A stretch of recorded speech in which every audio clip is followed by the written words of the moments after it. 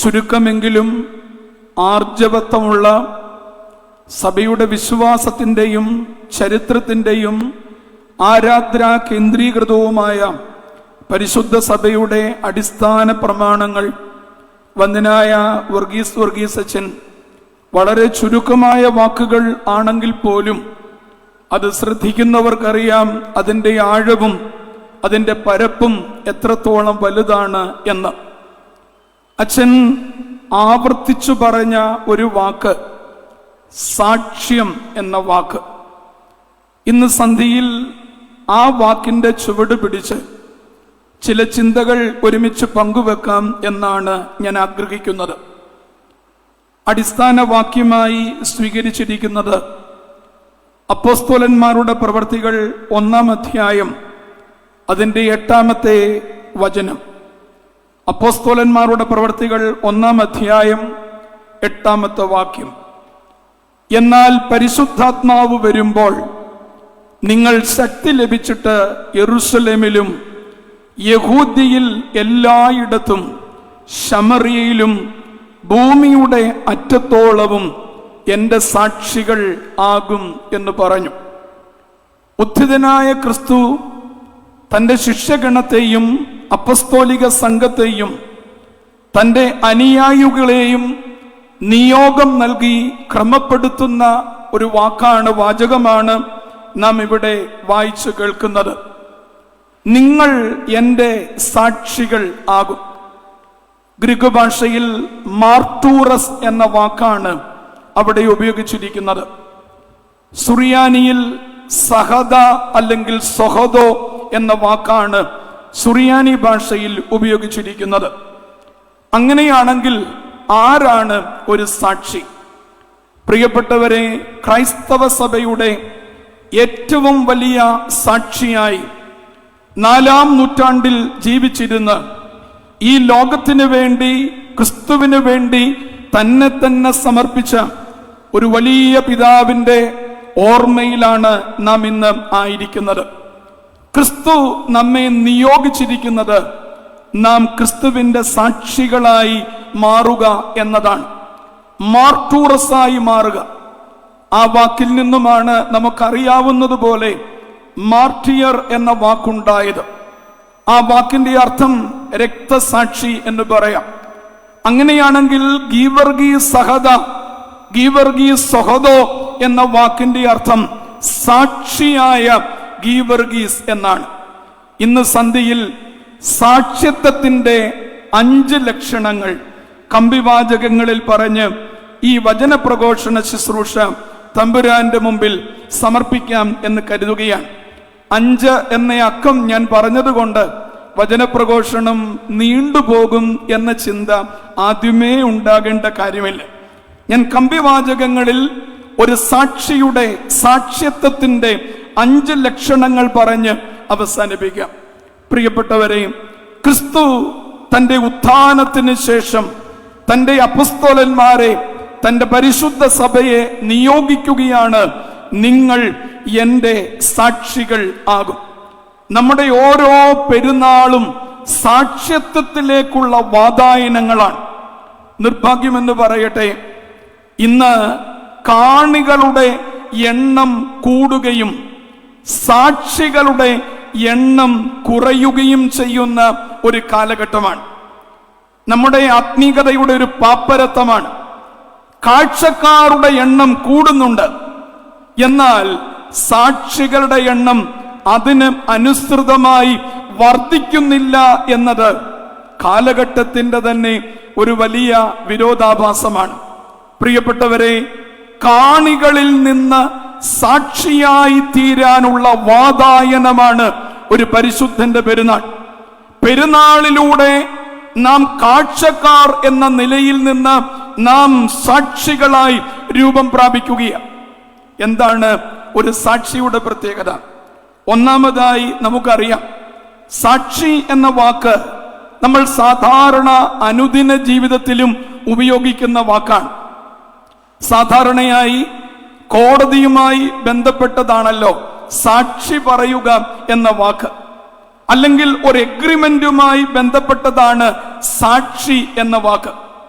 നമ്മുടെ വിവാഹ കൂദാശയിലും ഈ സാക്ഷികളുണ്ട്. ചിലപ്പോഴൊക്കെ കാണുന്ന ഒരു കാഴ്ചയാണ്, ഈ വിവാഹം കഴിയാറാകുമ്പോൾ മുന്നിലത്തെ വാതിലിൽ കുറച്ചു പേരിങ്ങനെ ഇടിച്ചിടിച്ചു നിൽക്കും. എന്തിനാണെന്ന് ചോദിച്ച കാര്യതയുള്ളൂ, അവർക്ക് ആ രജിസ്റ്ററിൽ അവരുടെ പേര് സാക്ഷിയുടെ കോളത്തിൽ ഒന്ന് എഴുതി ഒപ്പിടണം. അങ്ങനെ ചെയ്യുന്നതിൽ തെറ്റുണ്ട് എന്നല്ല ഞാൻ പറയുന്നത്. പക്ഷേ വിവാഹ കൂദാശയുടെ രജിസ്റ്ററിൽ സാക്ഷിയായി തീരുന്ന വ്യക്തി, അദ്ദേഹം വെറും കാഴ്ചക്കാരനല്ല. അദ്ദേഹമെന്ന് ഞാൻ പറയുന്നത് സ്ത്രീകൾക്ക് അതിനുള്ള സാധ്യതയില്ല എന്ന അർത്ഥത്തിലല്ല. ഒരു ക്രമമനുസരിച്ച് പുരുഷന്മാർ ചെയ്യുന്നു എന്ന് മാത്രമേ ഉള്ളൂ എന്നാണ് എൻ്റെ ബോധ്യം. സ്ത്രീകൾക്കും സാക്ഷിയാകുന്നതിന് പ്രത്യേകിച്ച് തടസ്സമൊന്നുമുണ്ട് എന്ന് കാനൂനികമായി തോന്നുന്നില്ല. പോട്ടെ, ആരാണൊരു സാക്ഷി? ആ സാക്ഷി ആ മണവാളന് വേണ്ടി, മണവാട്ടിക്ക് വേണ്ടി, ക്രിസ്തുവിൽ സമാരംഭിക്കുന്ന ഒരു പുത്തൻ കുടുംബത്തിനു വേണ്ടി, ക്രിസ്തുവിന്റെ രണ്ടാമത്തെ വരവിൽ പൂർണ്ണമാകുന്ന ക്രൈസ്തവ ബാന്ധവത്തിനു വേണ്ടി അവർ സാക്ഷികളായി തീരുകയാണ്. അതുകൊണ്ട് പ്രിയപ്പെട്ടവരെ, സാക്ഷി എന്ന വാക്ക് നമുക്കത്ര അപരിചിതമായ വാക്കല്ല. ഒരു സാക്ഷിയുടെ ഒന്നാമത്തെ പ്രത്യേകത, കോടതിയിലാണെങ്കിലും എഗ്രിമെന്റ് വെക്കുമ്പോഴാണെങ്കിലും സാക്ഷിയുടെ റോൾ എന്ന് പറയുന്നത് സത്യം പറയുക, സത്യത്തിൽ നിലനിൽക്കുക. കോടതിയുടെ ചിട്ടകൾ കണ്ടിട്ടുള്ളവർക്കറിയാം, അല്ലെങ്കിൽ സിനിമയിലെങ്കിലും കണ്ടിട്ടുള്ളവർക്കറിയാം. സാക്ഷികൂടത്തിലേക്ക് ഒരാൾ കയറി നിൽക്കുമ്പോൾ കോടതിയുടെ പിയൂൺ അഥവാ ശിരസ്താർ ഒരു മതവിശ്വാസിയാണെങ്കിൽ അവരുടെ മതഗ്രന്ഥം, പ്രത്യയശാസ്ത്രത്തിന്റെ വിശ്വാസിയാണെങ്കിൽ ആ പ്രത്യയശാസ്ത്രം അതിൽ പിടിച്ച് അവർ സത്യം ചെയ്യണം.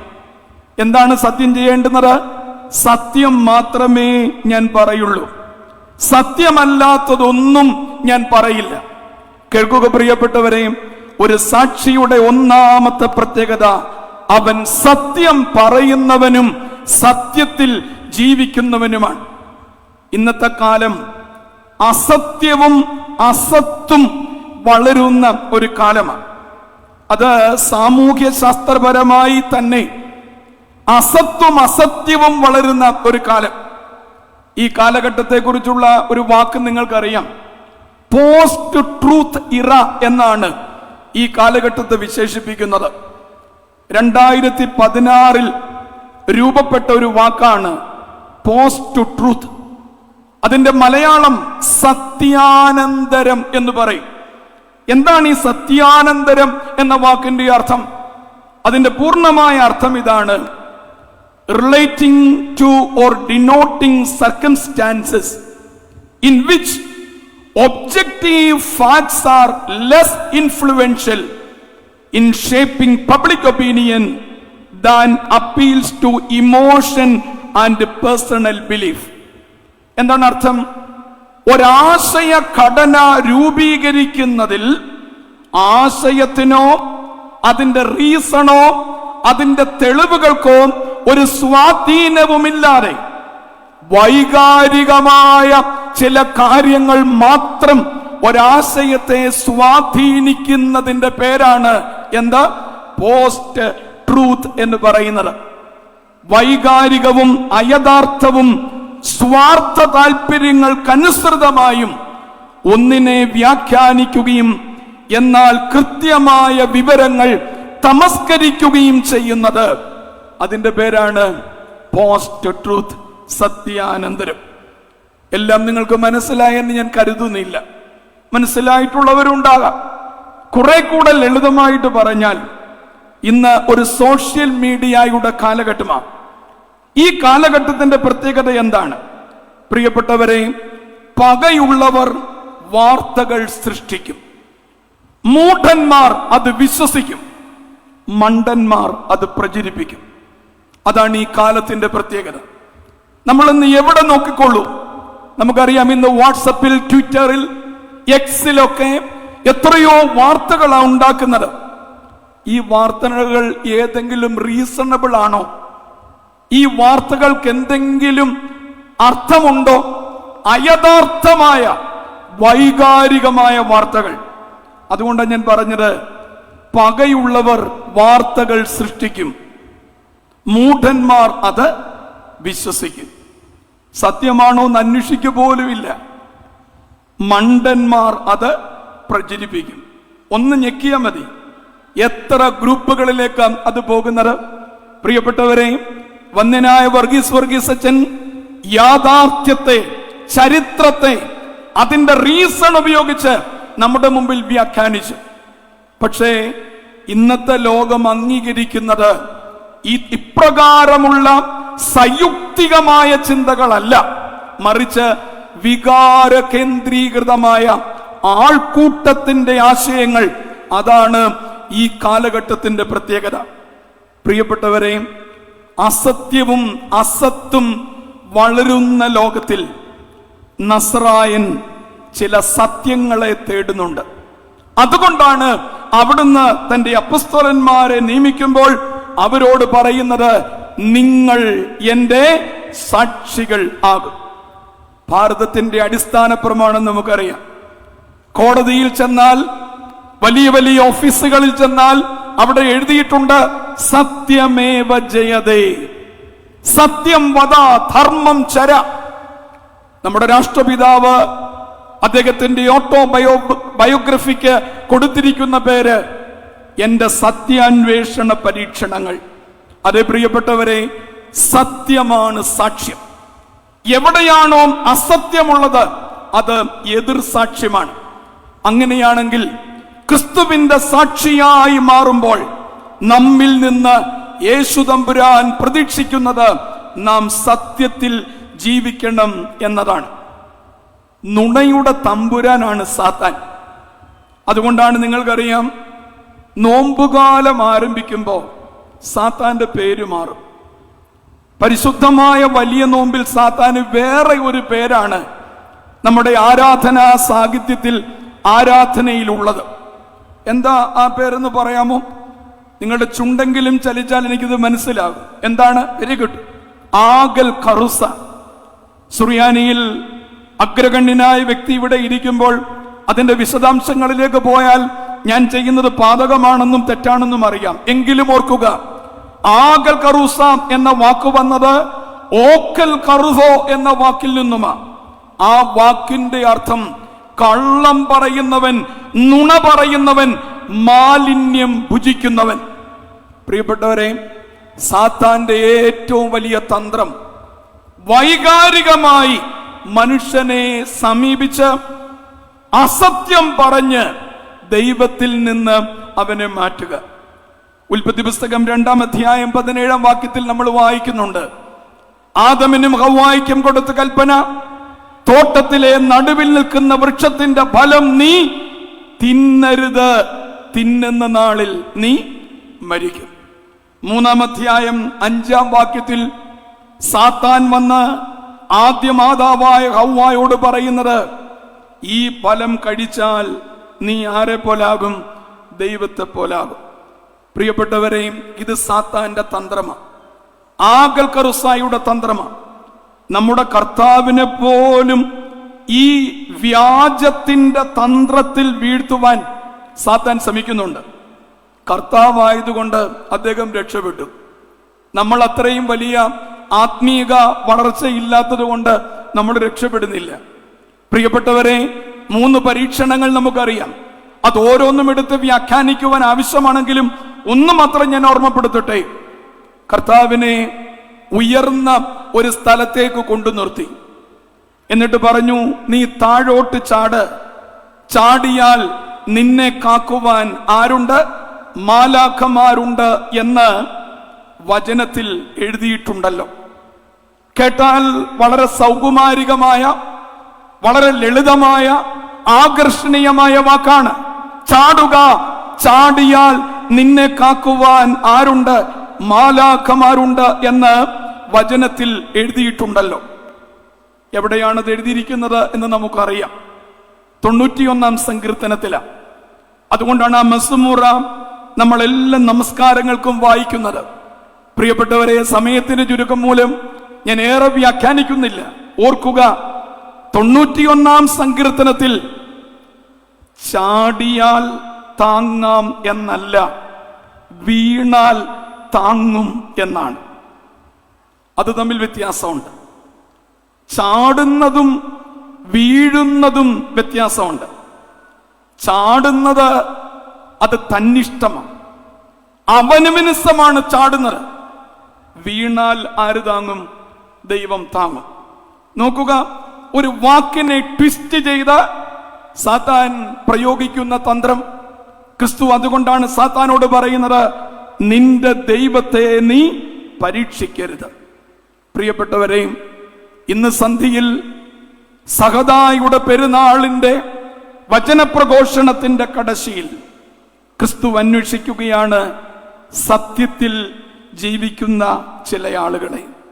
അസത്യം പെരുകുന്ന ഈ ലോകത്തിൽ സത്യത്തിൽ ജീവിക്കുവാൻ കുഞ്ഞുണ്ണിമാഷ് അതുകൊണ്ടാണ് പാടുന്നത്, നീരറ്റാൽ വേരറ്റു, നേരറ്റാൽ നരനറ്റു.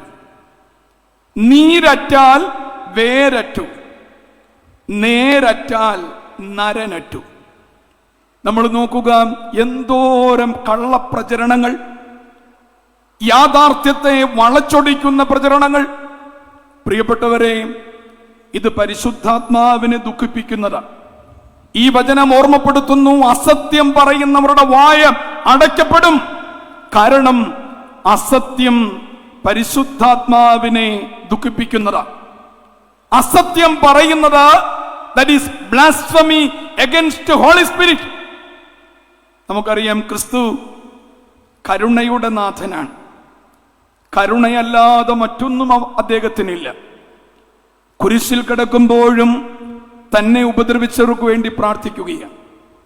പക്ഷേ എല്ലാം ദൈവം ക്ഷമിക്കും എന്നത് തെറ്റായ ഒരു ചിന്താഗതിയാണ്. നമ്മുടെ കുമ്പസാരക്രമത്തിൽ മരണകരമായ പാപത്തിൽ ഒരു പാപമാണ് എല്ലാ പാപങ്ങളും ദൈവം നിരുപാധികം ക്ഷമിക്കും എന്നത്.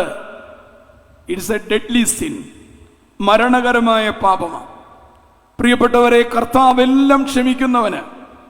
പക്ഷെ വിശുദ്ധ മത്തായി ശ്ലീഹ എഴുതിയ സുവിശേഷം 12-ാം അധ്യായം 31-32 വാക്യങ്ങളിലും വിശുദ്ധ മർക്കോസ് ഏവങ്കലിസ്ത എഴുതിയ സുവിശേഷം 3-ാം അധ്യായം 29-ാമത്തെ വാക്യത്തിലും നമ്മുടെ കർത്താവ് ഇങ്ങനെയാണ് പറയുന്നത്, മനുഷ്യപുത്രനോടുള്ള എല്ലാ പാപവും ക്ഷമിക്കപ്പെടും, എന്നാൽ പരിശുദ്ധാത്മാവിനെതിരെയുള്ള പാപം ഈ ലോകത്തിലും വരുവാനുള്ള ലോകത്തിലും ക്ഷമിക്കപ്പെടില്ല.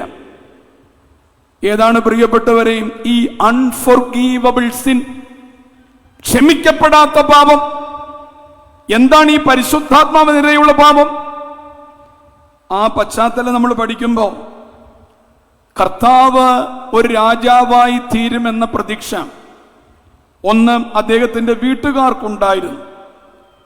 ആ പ്രതീക്ഷ അസ്തമിച്ചപ്പോൾ അവർ പറഞ്ഞു, ഇവന് ബുദ്ധിഭ്രമമുണ്ട്. രണ്ടാമതായി ജെറുസലേമിൽ നിന്ന് വന്ന ശാസ്ത്രിമാർ. അതെന്താ, യെരുശലേമിലെ ശാസ്ത്രിമാർക്ക് കൊമ്പുണ്ടോ? കൊമ്പുണ്ട്. കാരണം യെരുശലേമിലെ ശാസ്ത്രിമാർ അവർ പഴയ നിയമം അത് പകർത്തി എഴുതുന്നവരാ. മശിഹ ആരെന്ന് കൃത്യമായി ബോധ്യമുള്ളവരാണ് യെരുശലേമിലെ ശാസ്ത്രിമാർ. മശിഹായുടെ പ്രവർത്തനം എന്താ എന്ന് അവർക്കറിയാം. പക്ഷേ യെരുശലേമിൽ നിന്ന് ശാസ്ത്രിമാരെന്ന് പറഞ്ഞു, ഇവൻ ഭൂതങ്ങളുടെ തലവനായ ബേൽസബൂബിനെ കൊണ്ടാണ് ഭൂതത്തെ പുറത്താക്കുന്നത്. പ്രിയപ്പെട്ടവരെ, സത്യത്തെ തമസ്കരിക്കുന്നത്, നന്മയെ ഇകഴ്ത്തുന്നത്, അനുഗ്രഹപ്രദമായതിനെ തുച്ഛീകരിക്കുന്നത്, ഇത് പരിശുദ്ധാത്മാവിനെതിരെയുള്ള പാപമാണ്. അത് ക്ഷമിക്കപ്പെടില്ല എന്ന് നസ്രായൻ ഓർമ്മപ്പെടുത്തുമ്പോൾ നമ്മെ അവിടുന്ന് ക്ഷണിക്കുകയാണ് സത്യത്തിന്റെ പാതയിലേക്ക്. അതുകൊണ്ടാണ് എഫെസ് ലേഖനം 4-ാം അധ്യായം 29-ാം വാക്യം പൗലോസ് ശ്ലീഹ ഓർമ്മപ്പെടുത്തുന്നു, കേൾക്കുന്നവർക്ക് കൃപ ലഭിക്കേണ്ടുന്നതിന് ആവശ്യം പോലെ ആത്മീയ വർധനയ്ക്കായി നല്ല വാക്കല്ലാതെ. എന്താ ഈ നല്ല വാക്കെന്ന് പറയുന്നേ? ആൻറ്റി, അങ്കിളെ, അച്ചാച്ച, അച്ചായ എന്നൊക്കെ വിളിക്കുന്നതാണ് ഈ നല്ല വാക്ക്. പ്രിയപ്പെട്ടവരെ, ഗ്രീക്ക് ഭാഷയിൽ അവിടെ ഉപയോഗിച്ചിരിക്കുന്ന വാക്ക് ടിസ് അനാത്തോസ് എന്ന വാക്ക്. അലേത്തയ എന്ന വാക്ക് സത്യത്തിന് പറയുന്ന ഗ്രീക്ക് പദമാണ്. അതിന്റെ റൂട്ടിൽ നിന്നുള്ളതാണ് ഈ അനാത്തോസ്. അങ്ങനെയാണെങ്കിൽ ആ വാക്കിന്റെ അർത്ഥം എന്താ? കേൾക്കുന്നവർക്ക് കൃപ ലഭിക്കേണ്ടുന്നതിന് ആവശ്യം പോലെ ആത്മീക വർധനവയ്ക്കായി സത്യമല്ലാതെ ആകാത്തത്. അതിൽ ഉപയോഗിച്ചിരിക്കുന്ന വാക്ക് സപ്രോസ് എന്ന വാക്കാണ്. ആകാത്തത് എന്നാൽ അസത്യമായത് ഒന്നും നിങ്ങളുടെ വായിൽ നിന്ന് പുറപ്പെടരുത്. ദൈവത്തിന്റെ പരിശുദ്ധാത്മാവിനെ ദുഃഖിപ്പിക്കരുത്. ഗീവർഗീസ് സഹോദോ, ഗീവർഗീസ് എന്ന സാക്ഷി, അദ്ദേഹം സത്യത്തിന് വേണ്ടി നിലകൊണ്ടയാളാണ്. സത്യത്തിന് വേണ്ടി സ്വയം യാഗമായി തീർന്നവൻ. പൗലോസ്ലീഹ ഓർമ്മപ്പെടുത്തുന്നുണ്ട് 2 കൊരിന്ത്യർ ലേഖനം 13:8 സത്യത്തിന് അനുകൂലമല്ലാതെ സത്യത്തിന് പ്രതികൂലമായി ഞങ്ങൾക്ക് ഒന്നിനും കഴിവില്ല. വന്ദനായ വർഗീസ് അച്ഛനൊക്കെ സത്യം പറയുമ്പോൾ ചില ആളുകൾ ട്രോളി പൊങ്കാലയിടും. അവർക്കതിനേ കഴിയുള്ളൂ. കാരണം പകയുള്ളവർ അപവാദങ്ങൾ സൃഷ്ടിക്കും. മൂഢന്മാർ അത് വിശ്വസിക്കും, മണ്ടന്മാർ അത് പ്രചരിപ്പിക്കും. പക്ഷേ ട്രൂത്ത് വിൽ ട്രയംഫ്. സത്യത്തിന് മാത്രമേ നിലനിൽപ്പുള്ളൂ. നമ്മുടെ കർത്താവിനെ കുറിച്ചുള്ള തന്റെ അപ്പസ്തോലിക സംഘത്തിന്റെ വലിയ സാക്ഷ്യം വിശുദ്ധ ലൂക്കോസ് 24:19. എമ്മോസിലേക്ക് പോകുന്ന 2 പേർ, അവരുടെ കൂടെ കർത്താവ് നടന്നത് ഞാൻ വ്യാഖ്യാനിക്കണ്ട. പ്രിയപ്പെട്ടവരെ, അവനോട് അന്ന് നടന്ന കാര്യങ്ങളെ കുറിച്ച് അവർ പറയുമ്പോൾ അവർ ചോദിക്കുന്നുണ്ട്, ജെറുസലേമിൽ ഇന്ന് നടന്നത് നീ മാത്രമേ അറിയാതെ പോയിട്ടുള്ളോ? അവൻ അവരോട് ചോദിക്കുകയാണ്, ഏതു കാര്യം? ഏത് കാര്യം? ആരെ കുറിച്ചുള്ളത്? വിശുദ്ധ ലൂക്കോസ് 24:19 ദൈവത്തിനും സകല ജനത്തിനും മുമ്പാകെ പ്രവൃത്തിയിലും വാക്കിലും, മലയാള വേദപുസ്തകത്തിൽ ശക്തിയുള്ള പ്രവാചകനായ യേശു എന്നാണ് കാണുന്നത്. എന്നാൽ മൂലഭാഷയിൽ അലേഥയ എന്ന വാക്ക്, ആ വാക്കിന്റെ അർത്ഥം ദൈവത്തിനും സകല ജനത്തിനും മുമ്പാകെ പ്രവൃത്തിയിലും വാക്കിലും സത്യമുള്ളവനായ ക്രിസ്തു. അവന്റെ സാക്ഷികളാണ് നാം. ഈ വിശുദ്ധന്മാരൊക്കെ രക്തസാക്ഷികളായത് സത്യത്തിന് വേണ്ടിയാണ്. ഇന്ന് സന്ധിയിൽ നസ്രായൻ അന്വേഷിക്കുകയാണ്, അസത്യവും അസത്തും പെരുകുന്ന ഈ ലോകത്തിൽ സത്യത്തിന്റെ വക്താക്കളായി, സത്യത്തെ ഉൾക്കൊള്ളുന്നവരായി മാറുവാനുള്ള സാക്ഷികളെ തേടുകയാണ്. രണ്ടാമതായി, ഒരു സാക്ഷിയുടെ പ്രത്യേകത, സാക്ഷി തന്റെ വിശ്വാസം വിശ്വസ്തതയിലേക്ക് രൂപപ്പെടുത്തിയവനാണ് സാക്ഷി. വിശ്വാസം വിശ്വസ്തതയിലേക്ക് രൂപപ്പെടുത്തിയവൻ. നമുക്ക് സുപരിചിതമായ, നമ്മളൊക്കെ സൺഡേ സ്കൂളിനും മർത്തമറിയം സമാജത്തിനുമൊക്കെ കാണാതെ പഠിക്കുന്ന വാക്യമാണല്ലോ എബ്രായ ലേഖനം 11-ാം അധ്യായം 1-ാമത്തെ വാക്യം. വിശ്വാസം എന്നതോ ആശിക്കുന്നതിൻ്റെ ഉറപ്പും കാണാത്ത കാര്യങ്ങളുടെ നിശ്ചയം. ആശിക്കുന്നതിൻ്റെ ഉറപ്പ് നമുക്കറിയാം. നമ്മൾ ആഗ്രഹിച്ച ഒരു കാര്യം ലഭിക്കുമെന്ന ആ ട്രസ്റ്റ്, ആ ഉറപ്പ്. എന്നാൽ എന്താണ് കാണാത്ത കാര്യങ്ങളുടെ നിശ്ചയം? പ്രിയപ്പെട്ടവരെ, കാണാത്ത കാര്യങ്ങളുടെ നിശ്ചയം വിശ്വസ്തതയാണ്. എന്നെ കണ്ട് വിശ്വസിച്ചവരെക്കാൾ കാണാതെ വിശ്വസിക്കുന്നവർ ഭാഗ്യവാന്മാരെന്ന് പറയുമ്പോൾ അത് വിശ്വസ്തതയാണ്. അതുകൊണ്ടാണ് പൗലോസ്ലീഹ തൊട്ട് താഴെ എഴുതിയിരിക്കുന്നത്, അതിനാലല്ലോ പൂർവന്മാർക്ക് സാക്ഷ്യം ലഭിച്ചത്. പ്രിയപ്പെട്ടവരെ, തങ്ങൾ വിശ്വസിക്കുന്ന ശരികളോട് കാട്ടുന്ന കടപ്പാടും വിധേയത്വവും ബാന്ധവവും, അതിൻ്റെ പേരാണ് വിശ്വസ്തത.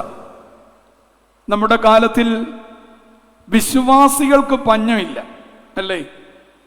പെരുന്നാളിന്റെ അവസാന ദിവസങ്ങളൊക്കെ നോക്കിയാൽ വിശ്വാസികൾക്ക് പഞ്ഞമില്ല. പക്ഷേ വിശ്വാസി വിശ്വസ്തനാകുന്നുണ്ടോ?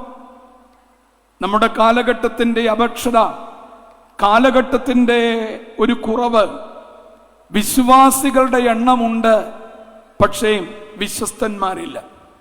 പ്രിയപ്പെട്ടവരെ, ഈ വേദം, ഈ കറുത്ത പുസ്തകം വിശ്വസ്തന്മാരുടെ ചരിത്രമാണ്. ആഹാബ് എന്ന് പറയുന്ന ഇസ്രായേലിന്റെ രാജാവ്, ഇസ്രായേൽ രാജാക്കന്മാരിൽ ഏറ്റവും നികൃഷ്ടനായ വ്യക്തി. അദ്ദേഹം ഇസ്രായേലിൽ 9-ാം നൂറ്റാണ്ടിൽ ഭരണം നടത്തുമ്പോൾ അദ്ദേഹത്തിന് കൂട്ടിന് ഒരു സാധനത്തെയും കൂടെ കിട്ടി. ഞാൻ അടൂരിൽ നിന്ന് വരുന്നയാളാണ്. ഞങ്ങളുടെ നാട്ടിൽ ഒരു ചൊല്ലുണ്ട്, ഈനാം പേച്ചിക്ക്, പുതുപ്പള്ളിയിലും ഉണ്ടോ, ദൈവത്തിന്റെ സ്തോത്രം. ഈനാം പേച്ചിക്ക് മരപ്പെട്ടി കൂട്ട്, ചക്കിക്കൊത്ത ചങ്കര. ആഹാബിന് കൂട്ടായി ആരെ കിട്ടി?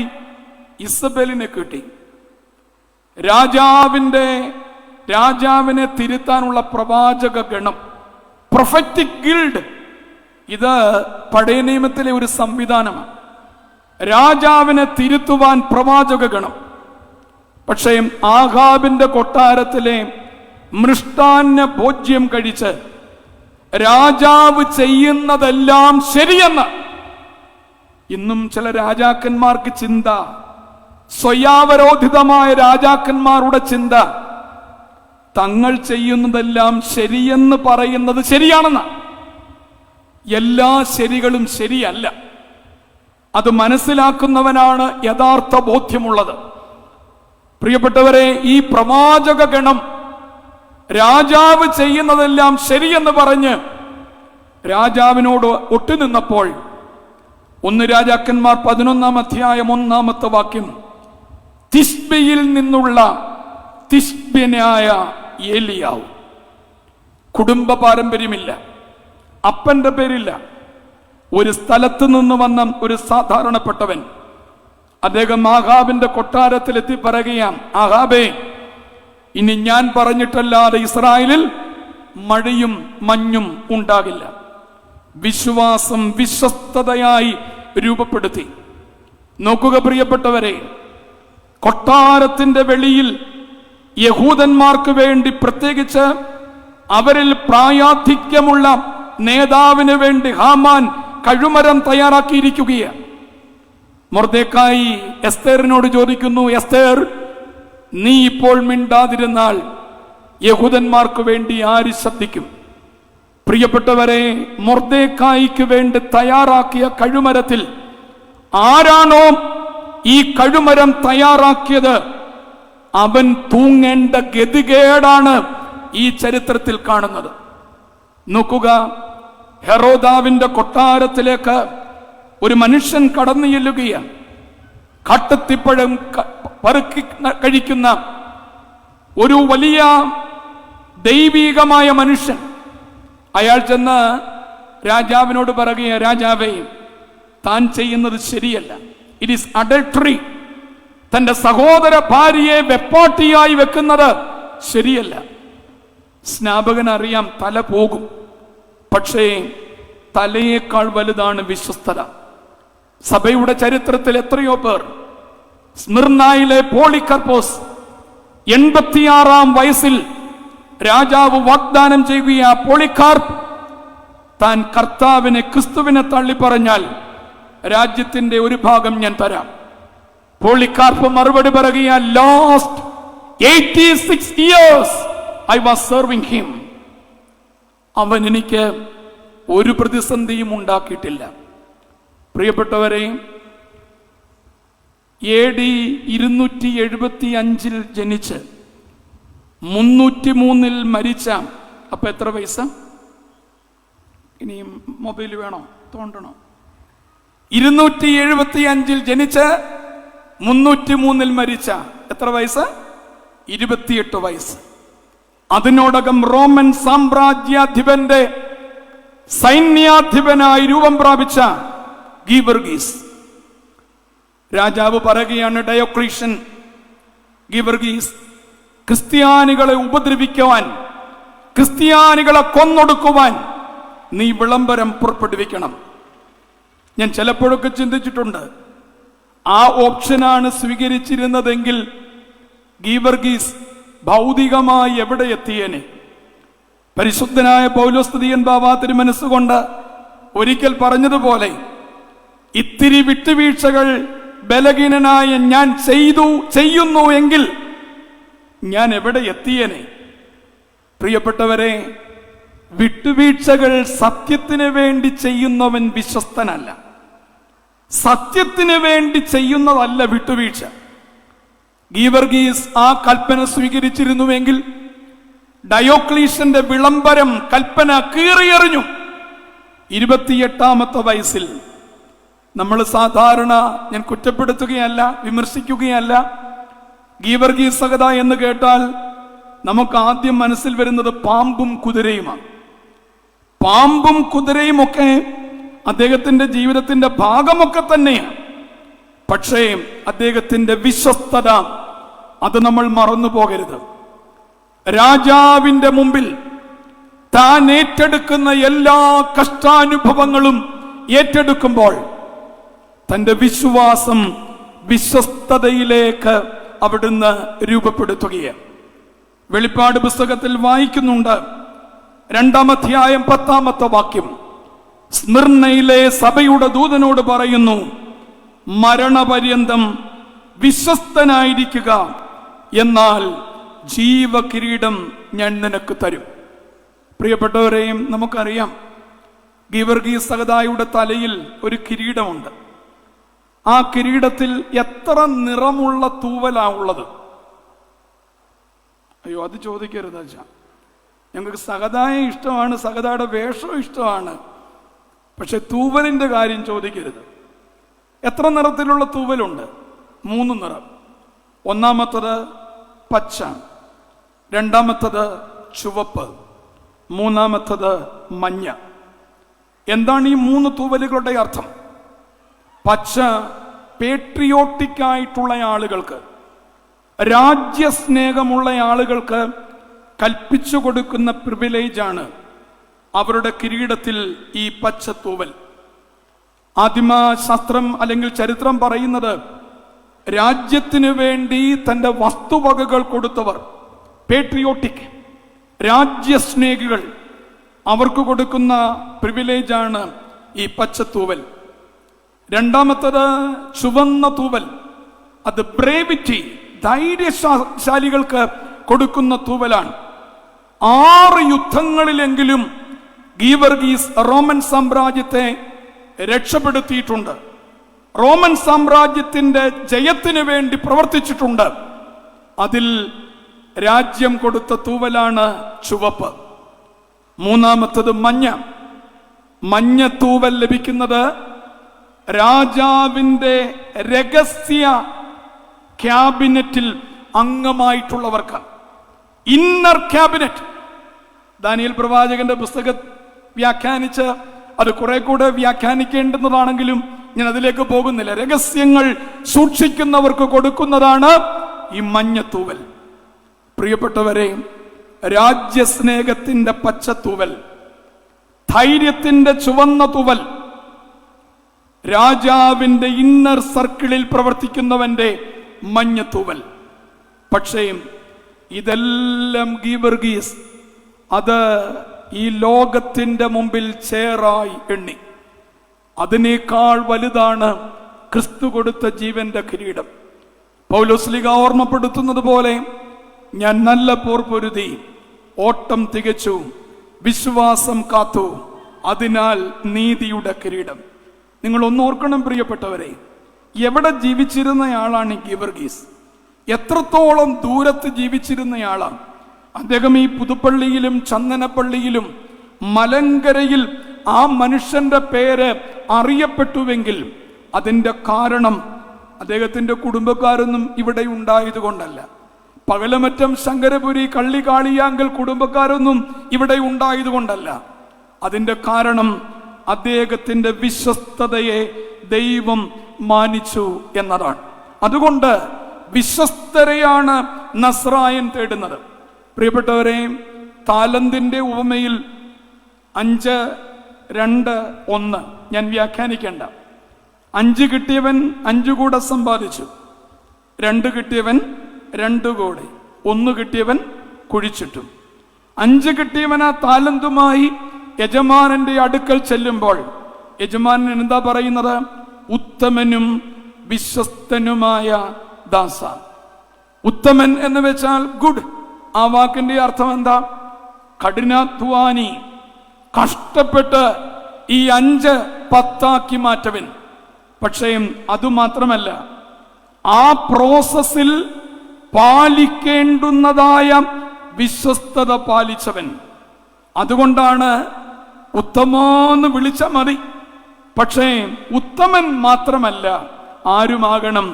വിശ്വസ്തനും ആകണം. ഈ സന്ധ്യയിൽ നസ്രായൻ ആവശ്യപ്പെടുകയാണ്, പ്രിയപ്പെട്ടവരെ, വിശ്വസ്തരായി മാറാൻ. നമ്മുടെ കാലത്തിലും അങ്ങനെ ജീവിച്ച മനുഷ്യരൊക്കെ ഉണ്ട്. 276 പെൺകുട്ടികളെ ബൊക്കെ ഹറാം തീവ്രവാദികൾ ക്യാപ്റ്റീവ്സ് ആക്കുമ്പോൾ, തടവിലാക്കുമ്പോൾ, അതിൽ ഭൂരിപക്ഷം പേരും ക്രിസ്തുവിനെ തിരസ്കരിച്ചു. എന്നാൽ ലയാ താരിബു എന്ന് പറയുന്ന പെൺകുട്ടി, അവൾ പറഞ്ഞു, തല പോയാലും ക്രിസ്തുവാണ് വലുത്, തല പോയാലും എൻ്റെ നാഥനാണ് വലുത്. പ്രിയപ്പെട്ടവരെ, നമ്മളെയൊക്കെ തമ്പുരാൻ പരിഗണിക്കുമ്പോൾ സാക്ഷികൾ എന്ന നിലയിൽ രണ്ടാമതായി വിശ്വസ്തരാകുക. വലിയവനായില്ലെങ്കിലും വിശ്വസ്തനാകുക. ദൈവം വലിയവനാക്കിക്കൊള്ളും. ഇന്ന് വലിയവരാകാനുള്ള ശ്രമമാണല്ലോ എല്ലായിടത്തുമുള്ളത്. മെഗ്ലാമാനിക് എന്ന വാക്കിന്റെ അർത്ഥം കഴിവില്ലെങ്കിലും, ഞാൻ വലിയ ആളല്ലെങ്കിലും, എക്സസീവ് ഫീലിംഗ് ഓഫ് സുപ്പീരിയോറിറ്റി. ഇതെല്ലായിടത്തും ഇന്ന് ഉണ്ടാകുന്ന ഒന്നാണ് മെഗ്ലമാനിക്, എക്സസീവ് ഫീലിംഗ് ഓഫ് സുപ്പീരിയോറിറ്റി. പ്രിയപ്പെട്ടവരെ, വലിയവനാകണ്ട, വിശ്വസ്തനാകാൻ ശ്രമിക്ക്. തമ്പുരാൻ വലിയവൻ ആക്കിക്കൊള്ളും. സാക്ഷിയുടെ മൂന്നാമത്തെ പ്രത്യേകത: 1, സാക്ഷി സത്യത്തിൽ ജീവിക്കുന്നവൻ. 2, സാക്ഷി വിശ്വാസം വിശ്വസ്തതയിലേക്ക് രൂപപ്പെടുത്തിയവൻ. മൂന്നാമതായി, ഒരു സാക്ഷി, നമുക്കറിയാം, കോടതിയിൽ ചെന്ന് സാക്ഷി പറയുമ്പോൾ വർഗീസ് അച്ഛൻ കണ്ടത് അച്ഛൻ എന്നോട് പറഞ്ഞു, അതുകൊണ്ട് ഞാൻ ഇവിടെ പറയുന്നു. അത് കോടതി അനുവദിക്കില്ല. അത് പറയും, നോ, അതിവിടെ പറയാനൊക്കില്ല. നീ കണ്ടത് എന്തെങ്കിലും ഉണ്ടോ? നീ കേട്ടത് എന്തെങ്കിലും ഉണ്ടോ? പ്രിയപ്പെട്ടവരെ, സാക്ഷിയുടെ മൂന്നാമത്തെ പ്രത്യേകത, സാക്ഷിക്ക് സ്വന്തം അനുഭവങ്ങളാണ്, ഓൺ എക്സ്പീരിയൻസസ്. സ്വന്തം അനുഭവങ്ങളാണ് സാക്ഷിക്ക് പറയാനുള്ളത്. അതേ പ്രിയപ്പെട്ടവരെ, ക്രിസ്തു കേട്ടറിഞ്ഞ ഒരു പ്രതിഭാസമാണോ അതോ കണ്ടറിഞ്ഞ ഒരു യാഥാർത്ഥ്യമാണോ? ക്രിസ്തു നമുക്ക് കേട്ടറിഞ്ഞ ഒരാശയമാണോ അതോ കണ്ടറിഞ്ഞ ഒരു യാഥാർത്ഥ്യമാണോ? അപ്പസ്തോലിക സംഘത്തിന്റെ സാക്ഷ്യം എന്തായിരുന്നു? 1 യോഹന്നാൻ 1-ാം അധ്യായം 1-2 വാക്യങ്ങൾ. 1 യോഹന്നാൻ 1-ാം അധ്യായം 1-2 വാക്യങ്ങൾ. ആദി മുതലുള്ളതും ഞങ്ങൾ കേട്ടതും സ്വന്തം കണ്ണുകൊണ്ട് കണ്ടതും ഞങ്ങൾ നോക്കിയതും ഞങ്ങളുടെ കൈ തൊട്ടതുമായ ജീവന്റെ വചനം സംബന്ധിച്ച് ജീവൻ പ്രത്യക്ഷമായി ഞങ്ങൾ കണ്ട് സാക്ഷീകരിക്കുന്നു. We touch, we smell, we experience. പ്രിയപ്പെട്ടവരെ, പരിശുദ്ധന്മാർക്കൊക്കെ ക്രിസ്തു അനുഭവമായിരുന്നു.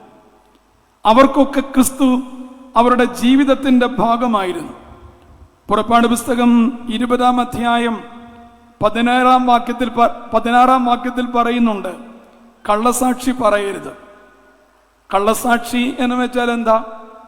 സ്വന്തം അനുഭവമില്ലാതെ വിളിച്ചു പറയുന്നതിൻ്റെ പേരാണ് എന്ത്? കള്ളസാക്ഷി. ചിലപ്പോഴൊക്കെ ഞാൻ ചിന്തിക്കാറുണ്ട്, വചനപ്രഘോഷണം നടത്തുമ്പോൾ എന്ത് അനുഭവം തമ്പുരാനെ കുറിച്ചുണ്ടായിട്ടാണ് ഈ പ്രഘോഷണങ്ങളൊക്കെ നടത്തുന്നത്? അനുഭവമില്ലാതെ പറഞ്ഞാൽ അതിൻ്റെ പേര് കള്ളസാക്ഷി എന്നാണ്. പ്രിയപ്പെട്ടവരെ, നമ്മുടെ സാക്ഷ്യങ്ങൾ നേർസാക്ഷ്യങ്ങളാകട്ടെ. പരിശുദ്ധനായ ഗീവർഗീസ് സഹദായുടെ തിരുശേഷിപ്പിടമാണിവിടെ. ഈ തിരുശേഷിപ്പ് നേർസാക്ഷ്യത്തിന്റെ സത്യമാണ്, അത് കള്ളസാക്ഷ്യമല്ല. ഈ സന്ധിയിൽ നസ്രായൻ ചോദിക്കുകയാണ്, നിനക്ക് ഞാൻ ആരാണ്? പൗലോസിനോട്, പത്രോസിനോട്, അപ്പസ്തോലിക സംഘത്തോടൊക്കെ അവർ ചോദിച്ചപ്പോ അച്ഛനാമുഖ വാക്കുകളിൽ പറഞ്ഞതുപോലെ ക്രിസ്തുവിന്റെ മാമോദീസ മുതൽ അവന്റെ സ്വർഗാരോഹണം വരെ അവന് സാക്ഷികളായവർ കേവലം ഒരു ക്രിസ്തു സംഭവത്തിന്റെ സാക്ഷിയല്ല, ക്രിസ്തു ജീവിതത്തിന്റെ സാക്ഷ്യം. ഇത് ഇന്നത്തെ കാലത്ത് ചിലയിടത്തൊക്കെ നഷ്ടപ്പെടുന്നുണ്ട്. ദൈവാനുഭവം ഒരനുഭൂതിയായി, ക്രിസ്തു ഒരു ജീവിതത്തിന്റെ ഭാഗമായി മാറുന്നുണ്ട്. നമ്മുടെ പെരുന്നാളുകളിൽ സത്യത്തിൽ ഉദ്ഘോഷിക്കേണ്ടുന്നത് ക്രിസ്തുവിനെയാണ്. ഞാൻ പറയുന്നതിൽ ക്ഷമിക്കണം, കുറ്റപ്പെടുത്തലല്ല, സ്വയം കുറ്റപ്പെടുത്തല. നമുക്കിന്ന് പെരുന്നാളുകളിൽ പെരുന്നാൾ നടത്തുന്ന വിശുദ്ധന്റെ ഫോട്ടോ ഉണ്ട്, കുർബാന ചൊല്ലുന്ന തിരുമേനിയുടെ ഫോട്ടോയുണ്ട്.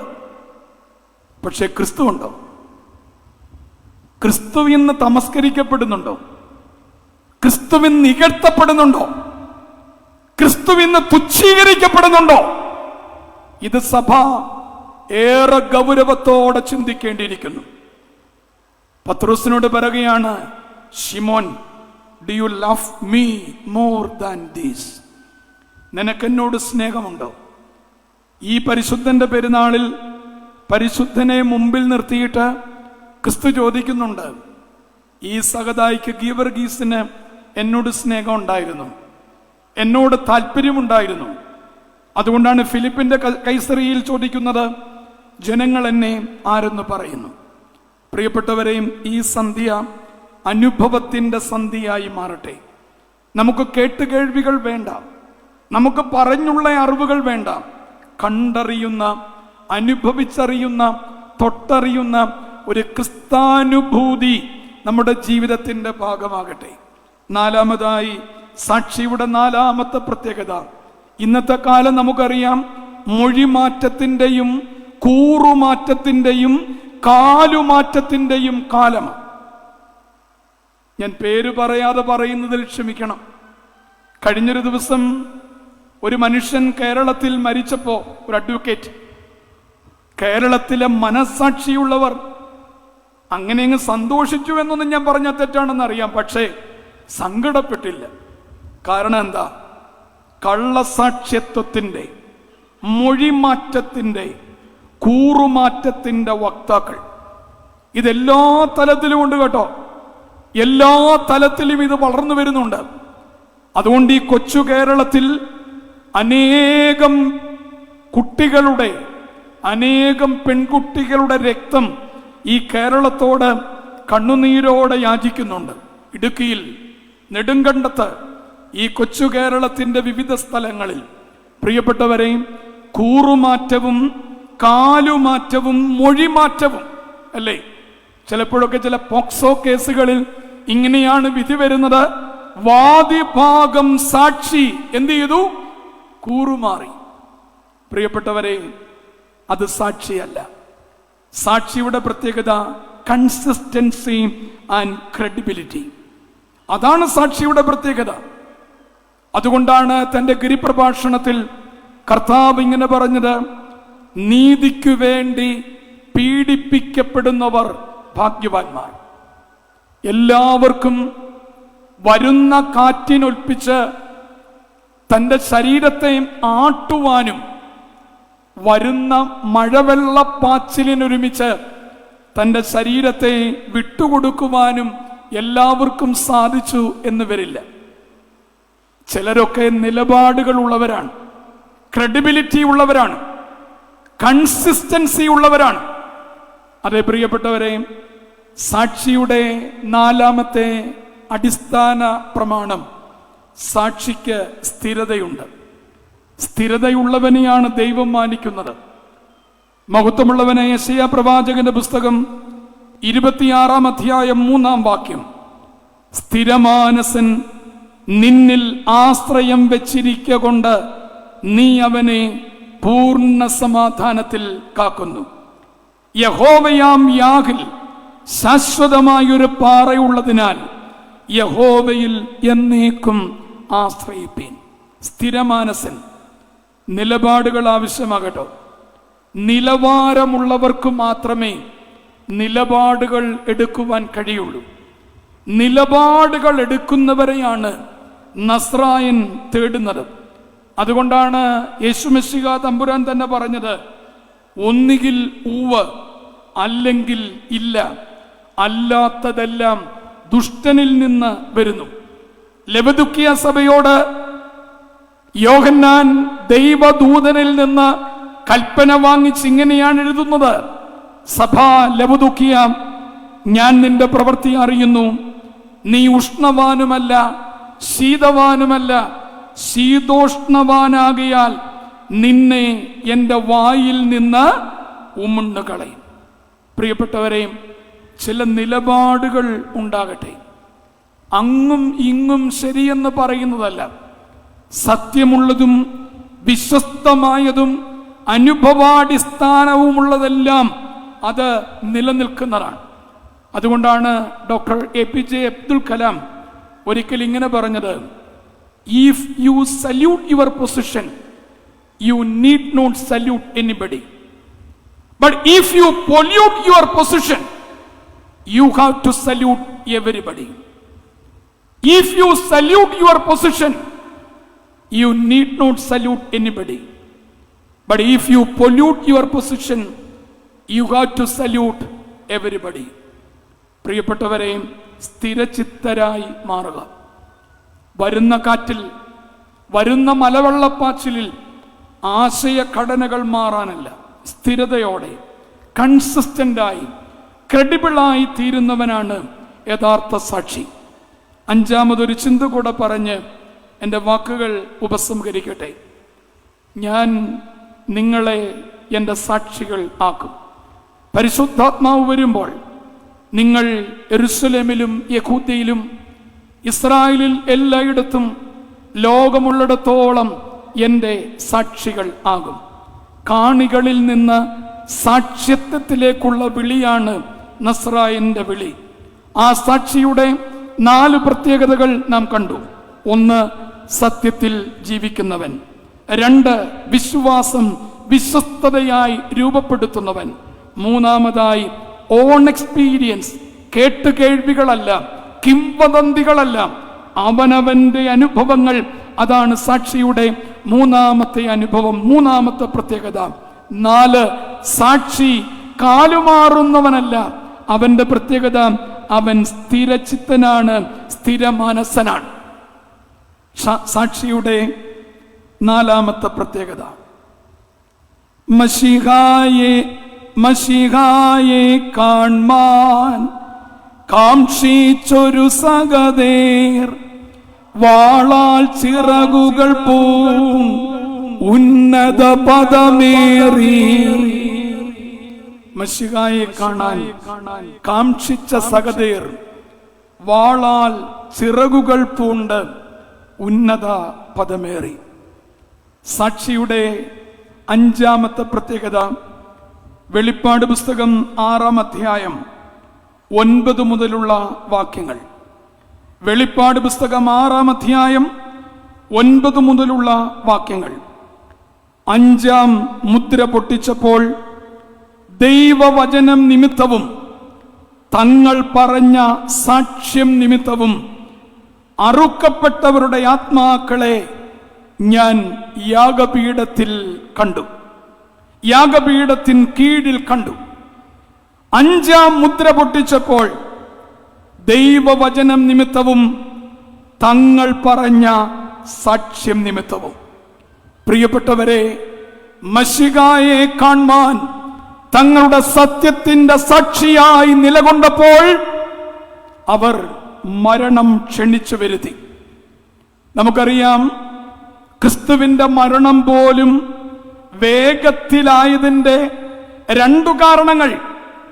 ഒന്ന്, ദേവാലയത്തോടുള്ള അവിടുത്തെ സമീപനം.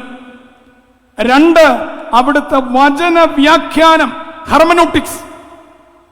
ഇത് രണ്ടുമാണ് ക്രിസ്തുവിന്റെ മരണത്തിലേക്ക് വേഗം ആ മരണത്തെ കൊണ്ടുവരുവാനുള്ള സാഹചര്യം. പ്രിയപ്പെട്ടവരെ, പരിശുദ്ധന്മാർ, സഹദയന്മാർ, സാക്ഷികൾ, അവർ തങ്ങളുടെ ജീവൻ ക്രിസ്തുവിന് വേണ്ടി അർപ്പിച്ചവരാ. അതുകൊണ്ടാണ് അവരുടെ ജീവൻ എവിടെ കാണുന്നത്? യാഗപീഠത്തിന്റെ കീഴിൽ, യാഗപീഠത്തിന്റെ അരികിൽ, സാക്ഷികളുടെ സമൂഹത്തിൽ അവർ കാണുന്നത്. അതേ പ്രിയപ്പെട്ടവരെ, മരണം ക്ഷണിച്ചു വരുത്തിയവരാണ് സാക്ഷി. എന്തിനു വേണ്ടി? ആദ്യം പറഞ്ഞ 4 കാര്യങ്ങൾക്ക് വേണ്ടി: സത്യത്തിന് വേണ്ടി, വിശ്വസ്തതയ്ക്കു വേണ്ടി, അനുഭവത്തിന് വേണ്ടി, സ്ഥിരതയ്ക്കു വേണ്ടി മരണം ക്ഷണിച്ചു വരുത്തിയവരാണ് സാക്ഷികൾ. ഞാൻ പറഞ്ഞല്ലോ, 28-ാമത്തെ വയസ്സിൽ ലളിതമായ മരണമായിരുന്നില്ല. നമ്മൾ ആരാധനയിൽ തന്നെ പാടുന്നുണ്ട്, ചക്രത്തിന്മീതെ കണ്ടേൻ ന്യായസ്ഥാനെ. പ്രിയപ്പെട്ടവരെ, ദിദ്യാനൂസ് എന്ന് പറയുന്ന ഭരണത്തലവനെ കൊണ്ട് ഡയോക്ലീഷ്യൻ ചക്രവർത്തി കുറഞ്ഞത് 7 വിധത്തിലുള്ള പീഡനം ഈ ഗീവർഗീസിനെ ഏൽപ്പിച്ചു. ഓരോ പീഡനത്തോടൊപ്പം തന്നെ ഓരോ പ്രോമിസുകളും, ഇന്നത് തരാം, ഇന്നത് തരാം, ഇന്നത് തരാം എന്നുകൂടെ പറഞ്ഞിരുന്നു. ഗീവർഗീസ് പറഞ്ഞു, ഇല്ല, ക്രിസ്തുവിന് വേണ്ടി ഇതെല്ലാം ഞാൻ ചേർന്ന് എണ്ണുന്നു. പ്രിയപ്പെട്ടവരെ, സഹദായുടെ പെരുന്നാൾ ക്രിസ്തുവിന് വേണ്ടി യാഗമായി തീരുന്ന പെരുന്നാളാണ്.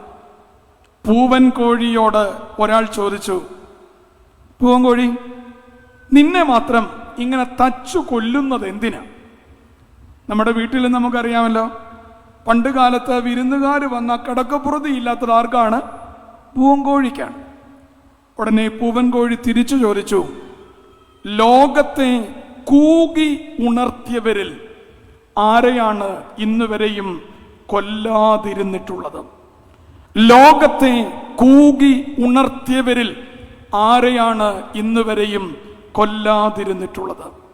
പ്രിയപ്പെട്ടവരെ, ഇതാ ചരിത്രപ്രസിദ്ധമായ പുതുപ്പള്ളി പെരുന്നാളിന്റെ പരിസമാപ്തിയിലേക്ക് സഹദായോടൊന്നിച്ച് നമ്മൾ കടന്നു വരുമ്പോൾ, കാണികൾ എന്ന സ്ഥാനത്ത് നിന്ന് സാക്ഷികൾ എന്ന സ്ഥാനത്തേക്കുള്ള വാതായനം തുറന്നിട്ടിരിക്കുകയാണ്. നമുക്ക് കാഴ്ചക്കാരായി മടങ്ങിപ്പോകാം. ഈ കാണുന്ന ബാഹ്യമായ കാഴ്ചകളൊക്കെ കണ്ട് വെറും കാഴ്ചക്കാരായി മടങ്ങിപ്പോകാം. അല്ലെങ്കിൽ സത്യത്തിന് വേണ്ടി നിലകൊണ്ട് സാക്ഷികളാകാം. സാക്ഷിയുടെ സ്ഥാനം ത്രോണോസിലാണ്. സാക്ഷിയുടെ സ്ഥാനം യാഗപീഠത്തിലാണ്. അതെ, തങ്ങൾ പറഞ്ഞ വചനം നിമിത്തവും തങ്ങളുടെ സാക്ഷ്യം നിമിത്തവും മരിച്ചവരുടെ ആത്മാക്കൾ അവർ ചോദിക്കുന്നുണ്ട്, നാഥ, നീ എന്താണ് ഇതിന് പകരം ചെയ്യാത്തത്? ഉടനെ പറയുന്നു, ഭൂമിയിൽ ഇനിയും കടന്നു വരുവാനുള്ള അനേകരുണ്ട്. അതേ പ്രിയപ്പെട്ടവരെ, വെള്ള നിലയങ്കി ധരിച്ചുകൊണ്ട് കാണികൾ എന്ന സ്ഥാനത്ത് നിന്ന് സാക്ഷികൾ എന്ന സ്ഥാനത്തിലേക്ക് ഈ പെരുന്നാളിൽ നമുക്കും കടന്നു ചെല്ലാം.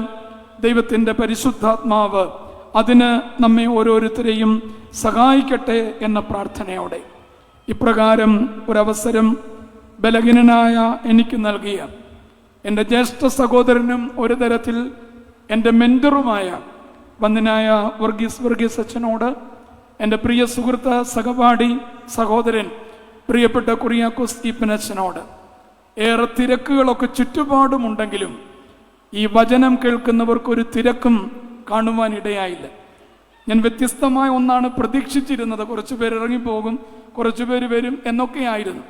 പക്ഷേ നിങ്ങളുടെ ശ്രദ്ധയ്ക്കായി ദൈവത്തെ സ്തുതിക്കുന്നു.